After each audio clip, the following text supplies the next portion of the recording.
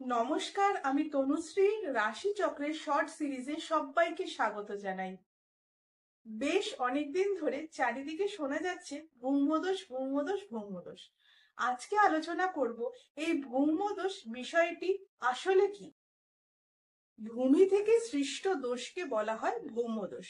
জন্মকুণ্ডলিতে মঙ্গলের অবস্থান যদি অষ্টম ঘরে হয় তাহলে তাকে ব্রহ্মদোষ বা যোগ বলে আখ্যায়িত করা হয়। অনেকে আবার এই যোগকে বৈধব্য যোগও বলে থাকেন। শুধুমাত্র অষ্টমস্ত মঙ্গল বলে সেটাকে আমরা বৈধব্য যোগ বলে কখনোই আখ্যায়িত করতে পারি না। মঙ্গল যেহেতু ভূমির কারক, তাই মঙ্গল সৃষ্ট যোগ বা দোষকে ভৌম যোগ বা দোষ বলে আখ্যায়িত করা হয়।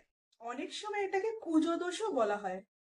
আজ এ পর্যন্তই। যদি ভিডিওটি ভালো লাগে অবশ্যই চ্যানেলটিকে লাইক, শেয়ার এবং সাবস্ক্রাইব করবেন। সবাই ভালো থাকুন, সুস্থ থাকুন।